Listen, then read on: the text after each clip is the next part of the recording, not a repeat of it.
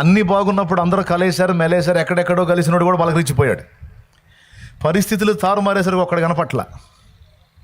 ఎవడు మాట్లాడే పని లేదు, చుట్టం లేదు, పక్కం లేదు, బంధువు లేదు, హిందువు లేదు. అన్ని పరిస్థితులు బాగున్నప్పుడు అందరూ వచ్చి,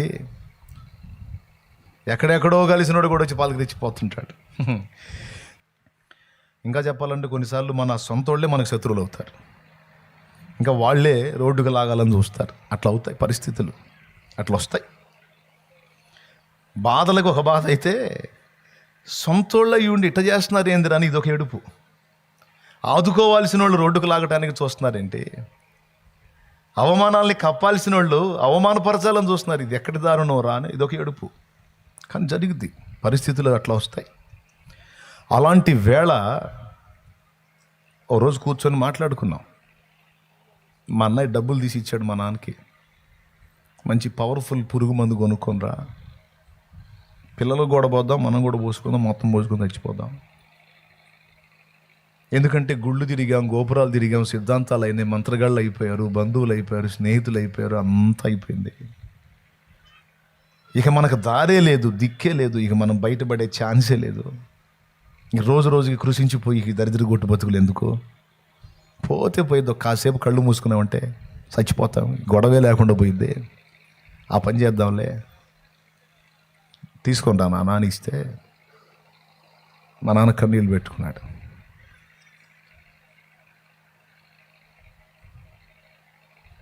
అంతేనంటావా అన్నాడు. ఇంకంతకు మించి వేరే మార్గం లేదు. ఏడుస్తానే, అందరూ ఏడుస్తానే. ఈ ఒక్కసారికి ఆగుదామయ్యా, ఈ ఒక్కసారికి ఆగుదాం. ఏ దేవుడన్నా దయ చూపిస్తాడేమో అంటాడు. ఇంకెక్కడ దేవుడు నానా? దేవుడు అనేవాడు ఉన్నాడా? దేవుడు అనేవాడు ఉన్నాడా? దేవుడు అనేవాడు ఉంటే వాడికి ఒక గుండె ఉందా? వాడికి ఒక జాలి, దయ, కనికరం, మమత అనేది ఏమన్నా ఉందా? పొట్ట మార్చుకొని నిలువున ఉపవాసాలుండి పేగులు మలమలమల మాడిపోతున్నా సరే భక్తి చేశాం. బస్ స్టాండింగ్లో ప్లాట్ఫారాల మీద పండుకున్నాం. పోయి గుళ్ళకి గోపురాలు తిరగంది ఎక్కడ నాన్న? పోంది ఎక్కడ? చేయంది ఎక్కడ?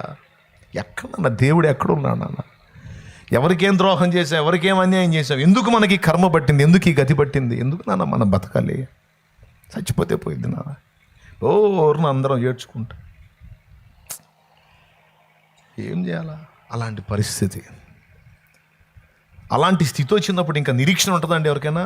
రేపు అనేది ఒకటి ఉందన్న ఆశ ఉంటుందా? లేదు. ఎలాంటి భరోసా లేదు, ఎలాంటి అవకాశం లేదు. మా వాళ్ళలో ఆలోచన పోయింది. మా నాన్న చెప్పిన మాటను బట్టి వాళ్ళు సరే ఒక్క మెట్టు చూద్దాం, పోరాడదాం, ఇంకొకసారి పోరాడదాం అని వాళ్ళు నిర్ణయాలు మార్చుకున్నారు. కానీ నా మైండ్లో పోల ఆలోచన, కుటుంబానికి బాసటగా ఉండినప్పుడు, కుటుంబాన్ని ఆదరించినప్పుడు, కుటుంబాన్ని ఆదుకోనప్పుడు ఎందుకురా ఈ బతుకు? పోతే పోయిద్దని నేను 2002 మార్చి నెల చివరిలో ఒక ఆలోచన చేస్తూ ఉన్నా. మధ్యరాత్రి 1 గంట నిద్రపోలా, ఆలోచిస్తున్నా, ఏడ్చుకుంటున్నా. నేను సాంస్క్రిట్ శ్లోకాలు, మంత్రాలు చదివి నేను చేసినటువంటి పూజా కార్యక్రమాలని గుర్తు చేసుకొని ఏడుస్తున్నా. ఇన్ని రకాలుగా చేశాను, ఇన్ని రకాలుగా చదివాను, ఇన్ని రకాలుగా తిప్పలు పడ్డాను. ఒక్కరు కాకపోతే ఒక్కరైనా ఒరే రేపనే నిరీక్షణ ఉందిరా నీకు, బాధపడకలని కన్నీరు తుడిచినోడు, కనపడ్డాడు, మాట్లాడినోడు దిక్కే లేదు. ఎన్ని రకాలు ఉన్నాయో అన్ని రకాలుగా నాకు తెలిసినంత వరకు చేశాను. ఉపవాసాలతో పొట్ల మార్చుకున్నాను, చాలా బాధలు పడ్డాను. ఏంటి అసలు దేవుడు ఉన్నాడా? దేవుడు లేడా? అసలు దేవుడు అనేవాడు ఉంటే ఆ ఉన్నవాడు ఎవరు? నేను సేవించేవాడేనా? లేకపోతే నాకు తెలియకుండా దేవుడు ఏదైనా వేరుగా ఉన్నాడా? నాకు యేసు ప్రభు అంటే పడదు. యేసు ప్రభు అంటే నాకు పడదు. ఫస్ట్ నుంచి నేను వ్యతిరేకిగా ఉన్నాను. ఎవరన్నా నాకు యేసు ప్రభు గురించి నా ఫ్రెండ్స్ ఎవరన్నా చెప్పడానికి ట్రై చేస్తే కట్ చేసేవాడిని. వద్దురా చెప్పొద్దురా అని. కొన్నిసార్లు పరుష పదజాలం వాడి వాళ్ళని ఎట్లనన్నా కానీ యేసు ప్రభు వైపు నుంచి నేనున్న మతంలోకి మళ్ళించాలని ట్రై చేసిన వాడిని నేను. చర్చిలో నుంచి, మైకులో నుంచి దూరంగా దేవుని మాటలు వినబడతా ఉంటే రన్నింగ్ కామెంటరీ మాట్లాడినోడిని, దూషించాను. నా దగ్గరికి వర్క్ చేయడానికి వచ్చిన వాళ్ళని కూడా ఎట్లనన్నా కానీ అటు నుంచి ఇటు తిప్పాలని తిప్పలు పడ్డాను. అలాంటి నేను యేసు ప్రభు గురించి ఎందుకు ఆలోచిస్తానండి? ఆలోచించనుగా. కానీ ఒక్కటి మాత్రం నేను ఆలోచించా. ఏం ఆలోచించానంటే, అసలు దేవుడు అనేవాడు ఉన్నాడా, ఉంటే అతడు ఎవరు అని నా భార్య పిల్లలకి వెళ్ళి చూసుకున్నా. చిన్న చిన్న పిల్లలు, పసి బిడ్డలు. చావాలి, ఈజీగా పోవాలి ప్రాణం, చచ్చేటప్పుడు ఊరగా పోకూడదు, కుటుంబానికి ఏదో ఒక లాభం చేకూర్చిపోయేటట్టు పోవాలి. ఇట్లాంటి ఆలోచనలో ఒక 20-21 సంవత్సరం వయసున్న యవనస్తుడి హృదయంలో మీరు ఊహించగలరా? కానీ నాకు వచ్చినాయి. నా పసిబిడ్డలకి వెళ్ళి చూసినప్పుడు ఏడ్చుకున్నాను, నా భార్యకి వెళ్ళి చూసినప్పుడు ఏడ్చుకున్నాను, ముసలి వాళ్ళైన తల్లిదండ్రులకి వెళ్ళి చూసి ఏడ్చుకున్నాను. ఒకవేళ నేను పోతే నన్ను తీసుకొచ్చి ఎక్కడ బండ పెడతారు, ఏ విధంగా నన్ను చూసి వాళ్ళు దుఃఖపడతారు. నేను పోవటం అంటూ జరిగితే ఖచ్చితంగా వాళ్ళు అన్న పని చేస్తారు. అమ్మాయి పోయింది, ఈడు పోయాడు, ఇక మనం ఎందుకు, మనం కూడా పోదామని ఖచ్చితంగా వాళ్ళు ఏదో ఒకటి చేసుకుంటారని అన్నీ గుర్తొచ్చి ఏడ్చుకుంటా ఉన్నా. ఏడ్చి ఏడ్చి ఏడ్చి ఏడ్చి ఇలాగ మనం ఫీల్ అయితే, ఇలాన్నీ ఆలోచించుకుంటే చావలేము, మనసుని కఠినం చేసుకోవాలి, మనసుని రాయి చేసుకోవాలి అని మళ్ళీ గుండెని దిటవు చేసుకో ఆలోచన చేస్తా. దేవుడు అనేవాడు లేడు. ఉన్నా వాడికి కరుణ లేదు, వాడికి జాలి లేదు, దయ లేదు అని ఏదో నా మనసుకు వచ్చింది అనుకొని కళ్ళు మూసుకున్నా, అలా మత్తులోకి వెళ్ళిపోయా. తెల్లవారుజాముకి ఒక రోగగ్రస్తమైన శరీరం కనపడుతుంది. ఆ రోగగ్రస్తమైన శరీరం మీద కరెక్ట్గా పొత్తి కడుపు భాగం, కిందికి కనపట్ల పైకి కనపట్ల, పొత్తి కడుపు భాగం సర్జరీ చేసే ప్లేస్ కనిపిస్తుంది. అక్కడ ఒక 6 అంగుళాల వెడల్పుతో ఒక వెలుగు కనపడుతుంది. వెలుగు కనపడుతూ ఉంది ఆ పొట్ట మీద, ఒక వ్యక్తి పొట్ట మీద. ఆ మనిషి ఎవరు అర్థం కావట్లా. పొత్తి కడుపు మాత్రం కనపడుతుంది. అక్కడ ఒక వెలుగు కనపడుతూ ఉంది. ఒక చెయ్యి వచ్చి ఆ పొత్తి కడుపుని అట్లా తాకి అలా అంటుంది పైకి. అంటున్నప్పుడు టక్ టక్ టక్ టక్ కుట్లు పడతా ఉన్నాయి. ఆ వ్యక్తి చేతిలో సూది దారం లేదు, మిషన్ కూడా లేదు. చేతితో అట్ట స్పర్శించాడు, కుట్లు పడ్డాయి. చటుక్కుని మెలకు వచ్చి కూర్చున్నా. ఎవరది? అదేదో ఒక అద్భుతం అయితే జరిగింది, ఎవరో ఒక రోగిని స్వస్థపరిచిన కార్యం అయితే జరిగింది. అది ఎవరో, ఆ చెయ్యి ఎవరిది, ఏంటిది వింత అని ఆలోచించుకుంటా ఉండగా అప్పుడు జీవం గల దేవుడు నన్ను దర్శించాడు. ఎప్పుడు దర్శించాడంటే, దేవుడు ఎవరు అన్న ప్రశ్న నాలో వచ్చినప్పుడు నన్ను దర్శించాడు ఆయన. అప్పటిదాకా నేను ఆయన వెతికిన దాకా ఆయన నా కోసం చూస్తూ ఉన్నాడు. ఎప్పుడైతే నేను ఆయన వెతికానో అప్పుడు నాకు దొరికాడు. కొన్ని సంవత్సరాల క్రితం చర్చిలో నుంచి వినబడే మైకుల్లో మాటల్లో ఒక సాక్ష్యం విన్నాను. ఒక ఆమెది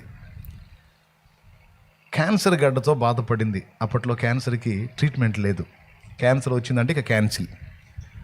ఇప్పుడు ఇందాక చెప్పాను కదా, థెరపీలు వచ్చినాయి, కీమోథెరపీ అని, రేడియేషన్ థెరపీలు వచ్చినాయి. అప్పుడు లేవు. ఆమెకి 2-3 పిల్లలు, జబ్బు వచ్చినప్పుడు మంచాన పడింది. కడుపులో ఆ క్యాన్సర్ గడ్డతో బాధపడుతూ ఉంది. వాళ్ళు వచ్చి చూసి వెళ్తున్నారు. చిక్కి శల్యం అయిపోతూ ఉంటే చూసి వెళ్తున్నారు. చచ్చిపోద్దంట, క్యాన్సర్ అంట, ఇంక బతకదంట, అదంట ఇదంట అని చూసి వెళ్తుంటే, మీలాంటి యేసు ప్రభుని నమ్ముకున్నాం ఒక ఆమె దగ్గరికి పోయి ఆమె చెప్పిందమ్మా, అందరూ వచ్చారు, చూశారు, అయ్యో పాపం అన్నారు, పోయారు, నేను అట్ట పోను. ఒక మొక్క చెప్తా విను. నీకు విశ్వాసం ఉంటే, నీకు నమ్మకం ఉంటే నా మాటిని యేసు ప్రభుని వేడుకో. కన్నీళ్లు గార్చి చిన్న చిన్న పిల్లలు, యేసు ప్రభా నీ దయగలిగితే నన్ను ముట్టి స్వస్థపరచు, నా పిల్లలకి నన్ను దూరం చేయొద్దు, నన్ను నిలబెట్టవయ్యా అని కన్నీరు గార్చి ఆయన అడుగమ్మా. ఆయన దయగలిగితే, ఆయన కదిలే పని అయితే ఆయన నిన్ను ముట్టి బాగు చేస్తాడు, నీ కడుపులో ఆ గడ్డ లేకుండా చేస్తాడు, నా మాటినమ్మా అని చెప్పింది ఆమె. చెప్పినప్పుడు ఈమె ఆ మాట విని అప్పటి నుంచి ఇక జనాలు, బంధువులు, వాళ్ళు వచ్చి, ఇప్పుడు మంచంలో మనిషి ఉన్నప్పుడు అందరూ వచ్చి ఏం చేస్తారు తెలుసా, జబ్బుతో సగం చేస్తుంటే ఇలా సానుభూతికి ఇంకొంచెం చేస్తారు. ఏంది ఎట్ అయిపోయింది ఏంది అని ఒక ఆమె ఇంకొక ఆమెను అడిగితే, క్యాన్సర్ అంట, క్యాన్సర్ గడ్డ అంట.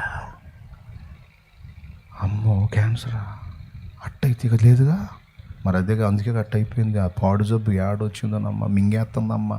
ఇట్లాంటి మాటలు ఆ మనసులో ఉన్న మనిషి చెవిని పడితే ఎట్టుంటాయి? వచ్చిన వాళ్ళు ధైర్యం చెప్పాలా, లేకపోతే పాపం చిన్న వయసుగా అయ్యో అంటే సావరా, సత్తారా సావరా. మామూలుగానే జబ్బుకు సగం తెచ్చిన వాళ్ళు ఇట్లాంటి సానుభూతి మాట సగం చేస్తారు. ఇంకా ధైర్యం చెప్పేవాళ్ళు తక్కువ, ఈ సానుభూతితో ఇట్లాంటి పనులు చేసి సాగుకొట్టేవాళ్ళు ఎక్కువ. కాబట్టి ఎవరెవరు వస్తున్నారు, ఎవరెవరు ఏమేం చెబుతున్నారు ఏం పట్టించుకోవాలని పట్టించుకోకుండా ఆ తల్లి చెప్పిన మాట మనసులో పెట్టుకొని ఇక రోజు ఏడ్చి, యేసుప్రభువా నన్ను దర్శించవా, యేసుప్రభువా నన్ను ముట్టవా, యేసుప్రభువా నా ఎందుకు కనికరపడవా, నా పిల్లలకి నన్ను నిలబెట్టవా అని ప్రార్థన చేయటం మొదలుపెట్టి ఆమె తెలిసిన మాటల్లో. ఇది నేను సాక్ష్యం విన్నానమాట అన్యుడిగా ఉన్నప్పుడు. కానీ ఎగతాళి చేశా. ఒట్టిదే తెల్లవాళ్ళ దగ్గర డబ్బులు తీసుకొని అన్ని మాయ కథలన్నీ చెబుతూ ఉంటారు, సూపర్ లేదు బోందా లేదు, ఒట్టిదే తెల్లవాళ్ళకి వీళ్ళు డబ్బులు పంపిస్తారు, ఆ డబ్బులు తీసుకొని వీళ్ళకి అట్టంటే అబద్ధాలన్నీ ప్రచారం చేస్తారు. ఆడవాళ్ళకి డబ్బులు ఇచ్చి, ఎవరు పాస్టర్లో చర్చికి వచ్చి ఆడవాళ్ళకి మగవాళ్ళకి డబ్బులు ఇస్తారంట, ఇచ్చి అబద్ధాలు చెప్పిస్తారంట. నా ఫీలింగ్, నేను చెప్పిన మాటలే అనుకునే. ఆ రోజు ఆమె చెప్పినటువంటి సాక్ష్యం ఎట్లా జరిగింది కార్యం అంటే, ప్రభు దర్శించాడు ఆమెని. ఆమె ఏడుస్తూ ఉన్నప్పుడు ఆయన వచ్చాడు. ఎందుకు ఏడుస్తున్నావు, నాకు ఇట్లా క్యాన్సర్ గడ్డాయా, నాకు ఈ జబ్బుతో బాధపడుతున్నానంటే, ఏముండదులే నేను సర్జరీ చేస్తాను, నేను ఆపరేషన్ చేస్తాను, తీసేస్తాను నాకు అంటే. ఎట్లా తీసేస్తావయ్యా, నువ్వు డాక్టర్వా అంటే, నేను పరమ వైద్యుడిని, నేను చేయని ట్రీట్మెంట్ లేదు, నేను చేస్తానులే, నువ్వు కళ్ళు మూసుకొని. ఆమెను ముట్టి ఆమె కడుపులో ఉన్నటువంటి ఆ గడ్డను తీసి ఆమెకు చూపించిదిగో, ఇదేగా నిన్ను బాధ పెట్టింది, నేను తీసేస్తున్నాను, ఇంక నీకేం ఉండదు అని దాన్ని పక్కన పడేసినట్టు చూపించి ఆ చేత్తో అలా తాకినప్పుడు ఆ పొట్ట మీద కుట్లు పడ్డ సాక్ష్యం ఆమె చెప్పింది. ఒక ఆపరేషన్ చేసిన స్త్రీకి కుట్ల బాధ ఎలా అయితే ఉంటుందో యాజ్ ఇట్ ఈజ్గా ఆమె అలాంటి బాధను అనుభవించిందట. తర్వాత మరుసటి రోజు నుంచి ఫ్రీ, ఆ పొట్ట లావు లేదు, తగ్గిపోయింది, నార్మల్ వచ్చేసింది, టోటల్ ఫ్రీ, బాగుపడిపోయింది. ఇలాంటి సాక్ష్యం నేను విన్నాను. ఆనాడు ఎగతాళి చేశాను. ఈరోజు నాకు ఆ దర్శనం దేవుడు చూపించినప్పుడు అప్పుడు ఇక నాకు ఎవరు గుర్తొస్తారు మీరు చెప్పండి. గతంలో నేను ఎగతాళిగా విన్న సాక్ష్యం ఎవరిదైతే ఉందో ఆ యేసు ప్రభువే గుర్తొచ్చాడు నాకు ఆ రాత్రి, ఆ తెల్లవారుజాము. అప్పుడు ఇక ప్రశ్న స్టార్ట్ అయింది. అప్పుడు పరిశుద్ధాత్మ దేవుడిగా నాతో మాట్లాడటం మొదలుపెట్టాడు. ఎరా, యేసు అనే పేరు వింటేనే కస్సుమని లేచావు, పాస్టర్లను తిట్టావు, చర్చికి పోయే వాళ్ళని వేశ్యలు అన్నావు, వ్యభిచారులు అన్నావు, అట్టంటోళ్ళు అన్నావు, ఇట్టంటోళ్ళు అన్నావు. నీ ఆడపిల్ల నా సువార్త వింటే ఆ పిల్ల మళ్ళా యేసు అనే మాట ఎత్తకుండా అమ్మాయికి కౌన్సిలింగ్ ఇచ్చావు. బొట్టు తీసేస్తారు, గాజులు తీసేస్తారు, ముండమ విధానాలు చేస్తారు, నీ బతుకు ఎట్టయిపోయింది. మా పెద్ద అక్కాయి పాపం సువార్త ఎవరో చెబితే వచ్చి నాకు చెప్పింది, అబ్బాయి యేసు ప్రభు మాటలు భలే బాగుండారంటే, పొరపాటు నిన్న వాళ్ళ మాటలు హిప్నటైజ్ చేస్తారు, మామూలు చేయరు, అమ్మో అయిపోయినట్టు నీ చరిత్ర, నువ్వు అసలే శివభక్తురాలివి, నీ శివుడు పార్వతి మొత్తం పోతారు, మొత్తం తీసేయమంటారు, వాళ్ళు మామూలు వాళ్ళు కాదు, వాళ్ళ మాటలు ఎందుకంటే పిచ్చిదానాన్ని మా అక్కాయి మళ్ళీ యేసు అన్న మాట ఎత్తకుండా చేశా.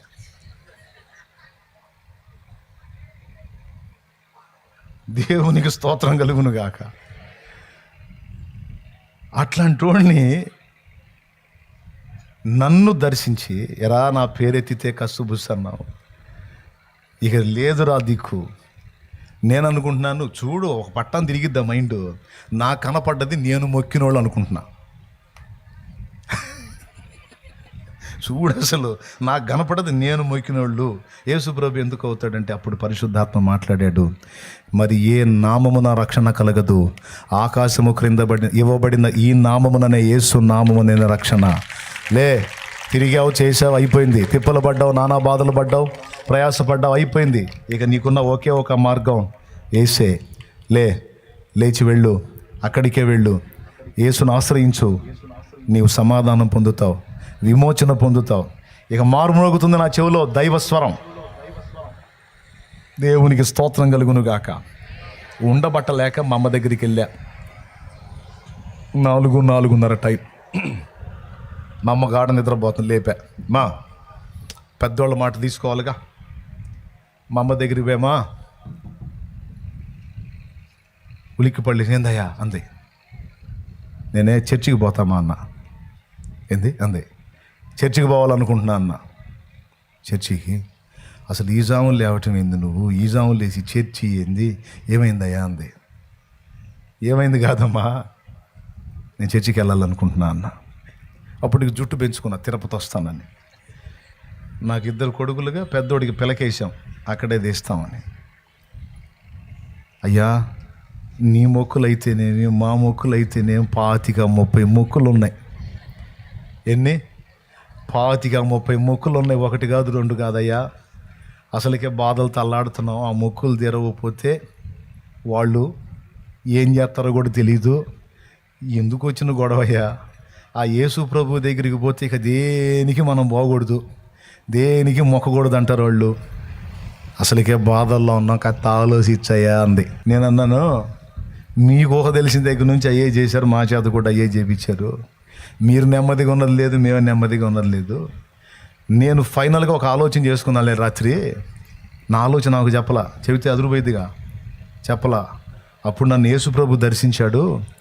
లాస్ట్ అండ్ ఫైనల్ ఆయన దగ్గరికి పోతా. సమాధానం దొరికింది, లేకపోతే నా ఆలోచన ఏదో నాకుందిలే. లేదు అసలు అవకాశం అనుకున్నా, కానీ ఒక్కడు నన్ను దర్శించినట్టు నాకు అర్థమవుతుంది. నేను వెళ్తానమ్మా, మీరు ఒప్పుకున్నా ఒప్పుకోపోయినా నేను పోతా, మొక్కలేదు తొక్కలేదన్న. మమ్మ దేవుడు దర్శించినట్టున్నాడు. సరే పోయా, ఆ నాయనన్న ఏమన్నా చేస్తాడేం పోయా అంది. అదే శుభవార్త, దేవునికి స్తోత్రం. జీవితానికి నిరీక్షణ, ఆశ లేకుండా ప్రాణాలు తీసుకుందామన్న విరక్తిలోకి వెళ్ళిన మా బ్రతుకులకి ఒక నూతనమైన అధ్యాయము ఆ రోజు నుంచి స్టార్ట్ అయింది.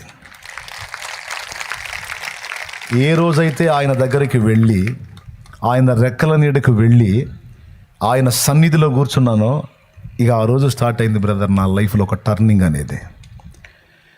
పోయాం, మోకాళ్ళు వేయటం మనకు తెలియదు. పద్మాసనం వేసుకుని కూర్చొని మంత్రాలు ధ్యానించడం తెలుసు, కానీ మోకాళ్ళు వేయటం మనకి ఏం తెలుసు.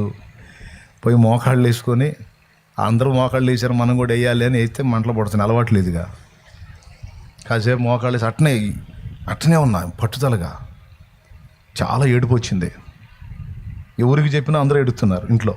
అందుకని ఎవరికి వాళ్ళు ఏడుపునంత దిగమే ఇంకొని తిరుగుతున్నాం. చర్చికి పోయినాక మనసారా ఏడవడానికి అవకాశం దొరికింది, ఎందుకంటే అందరూ ఏడిచి ప్రార్థన చేస్తున్నారు.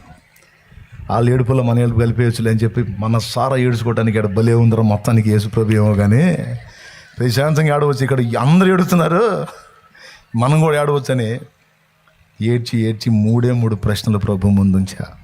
యేసు ప్రభా, నిన్ను తిట్టా, దూషించా, అందాన్ని మాటలన్నా, చెడిపోయినోడిని, పాపాత్ముండే, కానీ ఈరోజు నీ పాదాల దగ్గరికి వచ్చా.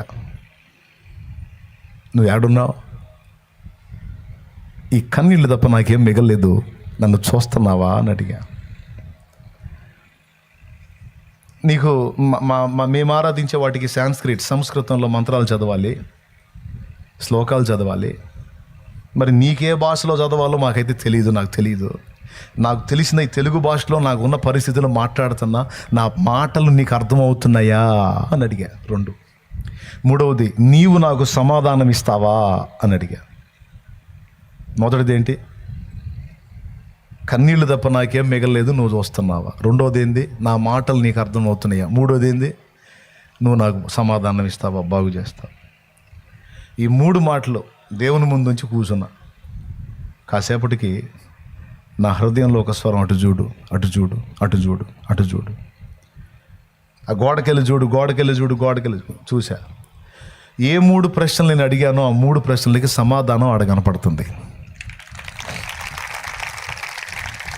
నీవు కన్నీళ్ళు విడుచుట నేను చూచి తిని, నా ఏడుపు తప్ప ఏం మిగల, ఏడుపు చూసావా అన్నావుగా, నేను చూచి తిని. నా మాటలు నీకు అర్థమవుతున్నాయా అన్నావుగా, నీ ప్రార్థన నేను అంగీకరించి ఉన్నాను. నీవు నాకు సమాధానం ఇస్తావా అని అడిగావుగా, నేను నిన్ను బాగు చేసేదను. 3 మాటలు ఉన్నాయి. నీవు కన్నీళ్ళు విడుచుట నేను చూచి తిని, నీ ప్రార్థన నేను అంగీకరించి ఉన్నాను, నేను నిన్ను బాగు చేసేదను అనే ఆ 3 మాటలు అక్కడ చదివాను. చూపించాడు, అక్కడ ఉన్నాయి. అప్పుడు పక్కా ఆయన్ని బైబిల్ అడిగా, ఏమండి బైబిల్ క్రైస్త, ఎందుకంటే బైబిల్లో ఎక్కడుందో ఆ మాట చూడాలని. మొదటిసారి బైబిల్ అప్పుడు పట్టుకున్నా. మా అమ్మ ఎట్లాంటిదంటే, ఈ మతం నిష్ట ఎక్కువ మాకు. మా పెదనాన్న కొడుకు మొట్టమొదట మా ఫ్యామిలీలో దేవుడిని నమ్ముకొని పాపం బైబిల్ తీసుకొచ్చాడు. ఒకసారి మా ఇంటికి వస్తా, వెళ్తా బైబిల్ మా ఇంట్లో పెట్టిపోయాడు. ఆయన ఆశ ఏంటంటే మేము మారతామని. అప్పుడు ఎర్రట్ట బైబిల్, నా చిన్నతనంలో ఎర్రట్ట బైబిల్ ఎవరికన్నా గుర్తుందా? ఇప్పుడు నల్లట్ట బైబిల్, అప్పుడు ఎర్రట్ట బైబిల్. మా అమ్మ ఏం చేసింది తెలుసా? కర్రపుల్ల ఒకటి తీసుకొని నెట్టేది ఆ బైబిల్. పట్టుకుంటే అంటయిద్దని. అలాంటి ఫీలింగ్స్లో పెరిగిన వాళ్ళం. మరి ఇంకెట్టా? ఇక ఆ రోజు బైబిల్ పట్టుకున్న ఆ బైబిల్లో ఎక్కడుందో వెతకటం మొదలు పెడితే రాజుల 2వ గ్రంథము 5వ అధ్యాయము 20వ వచనంలో నా ప్రభు నాతో మాట్లాడిన మాటలు అక్కడ ఉన్నాయి. ఇక అప్పుడు బైబిల్ చదవటం మొదలు పెడితే ప్రియులారా, నిరీక్షణ లేని వారికి నిరీక్షణ, ఆశ లేని బ్రతుకులకు ఆశ, ఇక భవిష్యత్తు లేదు అనేటువంటి స్థితిలో ఉన్న వాళ్ళకి భవిష్యత్తును గూర్చిన విశ్వాసము, అన్నీ కలిగించే జీవపు మాటలు, నా దేవుని మాటలు, నా యేసయ్య మాటలు ఒకటొకటి నన్ను తాకటం మొదలుపెట్టాయి. అప్పటిదాకా దయ్యాల గుహలాగా ఉన్న నా శరీరము, నా ప్రాణాత్మలు, నా దేహము శుద్ధీకరించబడటం మొదలైంది. ఇక పాలకు పోయి రావటం, ఆ ఖాతాలకు పోసి రావటం, యేసు ప్రభు నమ్ముకున్న వాళ్ళు మోకాళ్ళు వేసి ప్రార్థన చేసే గుంపులు ఎక్కడైతేనే అడిగి పోవటం, కూర్చోవటం, వాళ్ళతో ప్రార్థన చేయటం, ఆ పాటలు పాడటం, ఇక అదే ధ్యాసలో ఉంటాం. 4 ఆదివారాలు చర్చికి వెళ్ళా. 5వ వారంలో ఇట్ట కూటాలు పెట్టారు. కూటాలు పెట్టి మీలో ఎవరైనా బాప్తిస్మం పొంది పాపాలు కడిగేసుకోవాలనుకున్న వాళ్ళు ఎవరైనా ఉంటే రేపు మధ్యాహ్నం బాప్తిస్మాలు సిద్ధం అవ్వండి అన్నారు. నేను కూడా చెయ్యెత్తా, బాబు నేనున్నానయ్యా, నేను ఘోర పాపి, నా పాపాలన్నీ కడిగేసుకోవాలని నేను కూడా సిద్ధమవుతున్నా, నా యేసు ప్రభు రక్తంలో నేను సిద్ధం అని 2002 ఏప్రిల్ 16వ తారీఖు తీర్మానం చేశారు రాత్రి కూటంలో. 2002 ఏప్రిల్ 17 మధ్యాహ్నం ఇంచుమించు 3 గంటల వేళ బాప్తిస్మం పొంది ఒడ్డుకొచ్చా. నెలలోనే 14 కూటాలకి వెళ్ళాలా, 14 ప్రసంగాలు ఇన్లా, 4 వారాలు. అర్థమైపోయింది నాకు, నేను పాపినని అర్థమైంది. పాపాలు మీద ఉన్నప్పుడు శాపము, దాని ఫలితం ఘోరము, బ్రతుకులో అశాంతి, చచ్చినాక నరకం ఉంది. ఇదంతా పాపాల వల్లే ఉంది కదా. ఇప్పుడు ఆ పాపాలు కడగడానికే కదా యేసు ప్రభు సిలువలో ప్రాణం పెట్టి తిరిగి లేచింది. రారా బాబు, ఉచితంగా కడుగుతా, అందుకోసమే నేను ప్రాణం పెట్టా, నా రక్తం కార్చాను, రా నా రక్తంలో నీ పాపాలన్నీ కడుగుతాను, ఉచితం, పైసా ఖర్చు లేదు, ఒంటికి చాకిరి లేదు, రా నా నామంలో స్నానం చేయి, బాప్తిస్మం పొందు, పరిశుద్ధపరచబడు, ధన్యుడి అయిపోతావు, బతుకులో ప్రశాంతత, చచ్చనాక నిత్య జీవం 2 ఉన్నాయి రమ్మని ప్రభు పిలిచినప్పుడు, అది ఉచితమైనప్పుడు పొందటానికి ఏం మాయరోగమా? ఏం మాయరోగం పాపాలు కడిగేసుకోవడానికి? నాకైతే ఏ మాయరోగం లేదు. అందుకే నేను సిద్ధపడ్డాను, పోయాను. 2002 ఏప్రిల్ 17వ తారీఖున బాప్తిస్మం పొంది దేవుని బిడ్డనయ్యాను. హల్లెలూయా. నిరీక్షణ లేని, ఆశ లేని నా జీవితానికి నూతనమైనటువంటి ఆశలను పుట్టించి నా కుటుంబంలోనికి ప్రవేశించి శాపాన్ని అనుభవించినటువంటి నా కుటుంబంలో నుంచి శాపాన్ని, మరణాన్ని, మీకు ఇంకొక మాట కూడా చెప్పాలి, ప్రయోగ తంతులు చేశారని చెప్పాంగా, ఇద్దరు కలిసి చేశారని చెప్పాంగా. ఎప్పుడైతే కుటుంబం మొత్తం యేసు ప్రభు రక్తంలో కడగబడి బాప్తిస్మాలు పొంది మొత్తం దేవుని బిడ్డలం అయ్యామో, అప్పటిదాకా మా మీద ప్రయోగ తంతు చేసిన వాళ్ళకి మూడింది, వాళ్ళకి రివర్స్ అయింది. మీకు తెలుసా, కుక్కగానే అరిసినట్టు అరిసి అరిసి అరిసి చచ్చిపోయాడు. బతకడానికి కూడా అవకాశం లేకుండా అయిపోయాడు ఒక బ్రదర్. ఒకడైతే చచ్చిపోయి 3 రోజులైనా కూడా శవం బయటికి తీయలేని పరిస్థితిలో చచ్చిపోయాడు. మాంత్రికత్వం మనుషుల్ని అంత నాశనం చేసింది. అది ఎంత శాపగ్రస్తమైన క్రియ అయితే వాళ్ళకి ఆ గతి పట్టింది. అదే యేసు ప్రభు మా జీవితంలోకి ప్రవేశించకపోతే మేము అయిపోయేవాళ్ళం. ఎప్పుడైతే యేసు రక్తపు కోటలోనికి వచ్చి ఆయన రక్తంలో పాపాలు గడిగేసుకొని పరిశుద్ధపరచబడి మారు మనసు పొంది బాప్తిస్మం పొంది ఒడ్డెక్కామో, మా మీద ప్రయోగించిన ప్రయోగ తంతులన్నీ వాళ్ళకి రివర్స్ కొట్టినాయి. ఇక మళ్ళీ బతకడానికి కూడా ఛాన్స్ లేకుండా ఇద్దరు అవుట్. చెడతావు, ఎదుటోడిని నాశనం చేయాలనుకుంటే నువ్వు పోతావురా. వాళ్ళ జీవితంలో అక్షరాల జరిగిందండి అది. ఇది నేను ఎరగకుండా చెప్పట్లా, నిజంగా జరిగింది.